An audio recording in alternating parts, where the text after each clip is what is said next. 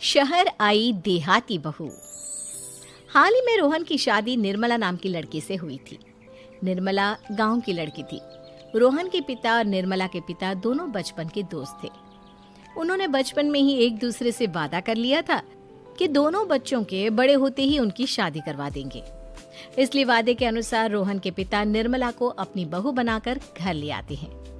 निर्मला अपने साथ अपनी गाय भी लेकर आ जाती है और उसे घर के आंगन में बांध देती है। अरे ये क्या माँ, भाभी तो गाय भी लेकर आई है हमारे घर में। अभी घर में गाय बंधी देखकर आस पड़ोस के लोग तो हमारा मजाक उड़ाएंगे ना।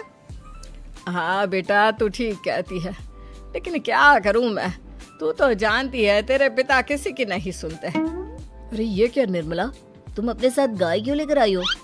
आपके शहर में पैकेट वाला मिलावटी दूध मिलता है ना, लेकिन मुझे तो रोज ताजा दूध पीने की आदत है। गाय लाकर मैंने ना बहुत अच्छा किया है। अब हम सब रोज ना गाय का ताजा ताजा दूध पियेंगे। अरे ये सब तो ठीक है, लेकिन तुम ध्यान रखना कि तुम्हारी गाय की वजह से आस पड़ोस के लोगों को कोई तकलीफ ना हो।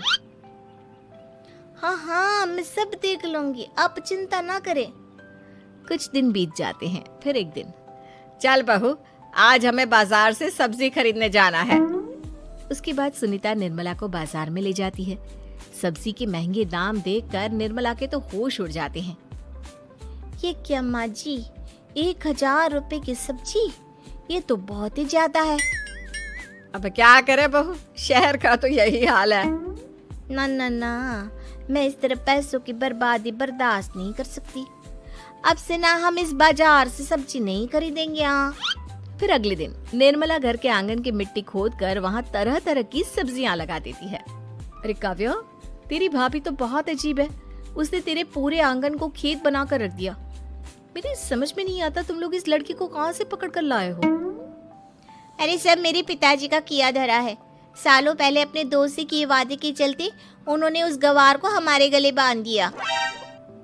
अरे तेरी भाभी सच में एक नंबर की गंवार है। उसे तो ढंग के कपड़े पहनने तक नहीं आते, ऊपर से उसने तेरे घर को गांव का तबेला बनाकर रख दिया है। उन औरतों की बातें सुनकर काव्या को बहुत बुरा लगता है। फिर वो अपने भाई रोहन से इस बात की शिकायत करने लगती है। रोहन निर्मला को समझाने की बहुत कोशिश करता है, लेकिन निर्मला के आगे उसकी एक नहीं चलती। फिर एक दिन रोहन निर्मला को एक शादी में ले जाता है। सभी मेहमान खाना खाने में व्यस्त थे। उधर रोहन भी अपने दोस्तों से गप्पे लड़ाने लगता है। तभी निर्मला तंदूरी चिकन के स्टॉल से ढेर सारे लेग पीस उठाकर अपने पर्स में डालना शुरू कर देती है। घर जाने के बाद इसे फ्रिज में रख दूंगी और कल सुबह मजे से खाऊंगी। फिर खाना खाने के बाद दोनों पति पत्नी वहाँ से जाने लगते हैं, लेकिन तभी दुल्हन का भाई उन्हें रोक लेता है। अरे ये सब क्या है?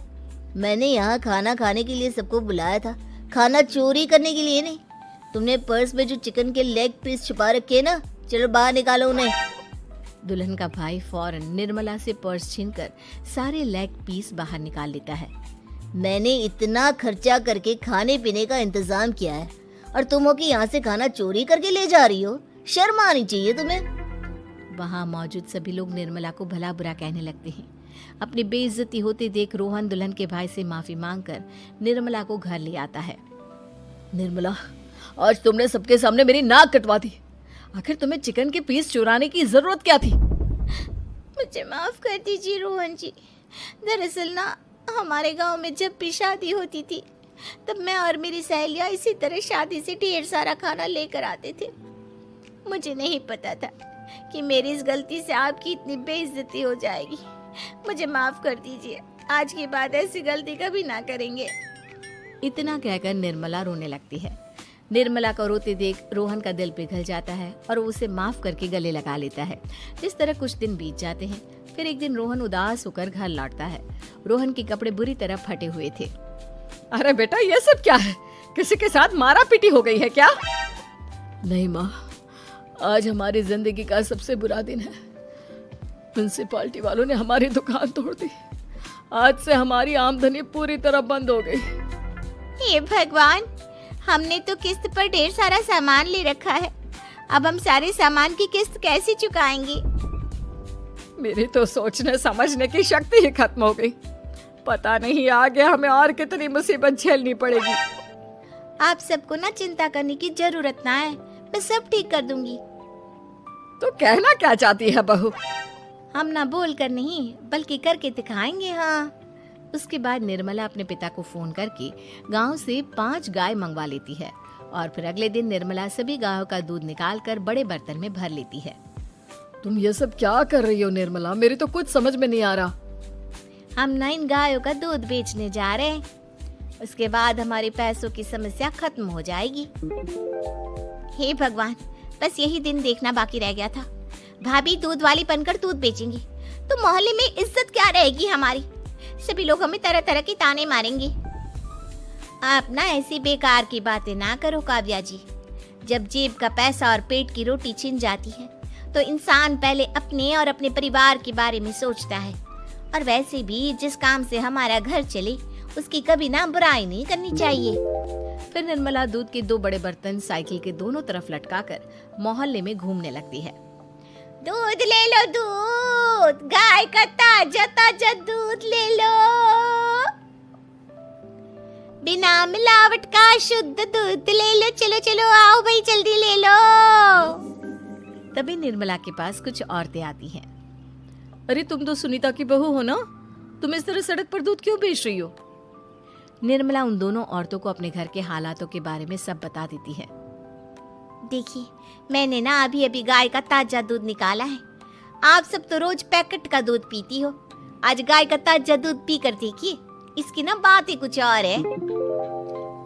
हाँ बहू, मुझे तुम्हारी बात समझ में आ गई।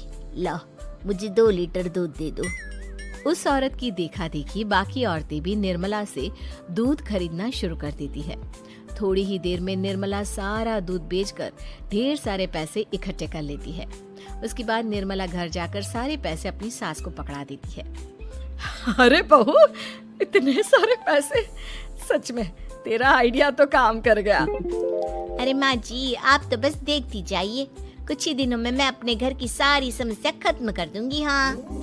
फिर अगले दिन से निर्मला गायों के गोबर से ढेर सारे उपले तैयार करके बेचना शुरू कर देती है।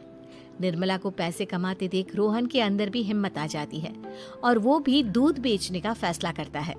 निर्मला के कहने पर उसके पिताजी कुछ और गायों का बंदोबस्त कर देते हैं। इस तरह दोनों पति पत्नी मिलकर दूध बेचना शुरू कर देते हैं। कुछ ही महीनों में उनका दूध का व्यापार खूब फल फूल जाता है। इसके चलते रोहन एक बड़ी दूध की डेयरी भी खोल लेता है। पिताजी, जब आपने निर्मला से मेरी शादी करवाई थी तब मैं मन ही मन आपको कोसा करता था, लेकिन आज मेरी समझ में आया कि आपका फैसला बिल्कुल सही था। आज अगर निर्मला ना होती तो पता नहीं हमारा क्या हाल होता। हाँ बेटा, तू ठीक कहता है। हमारी बहू ने तो हमें उजड़ने से बचा लिया। भगवान ऐसी बहू सबको दे। इस तरह निर्मला की समझदारी के चलते सब कुछ ठीक हो जाता है और वो सभी हंसी खुशी अपना जीवन जीने लगते हैं।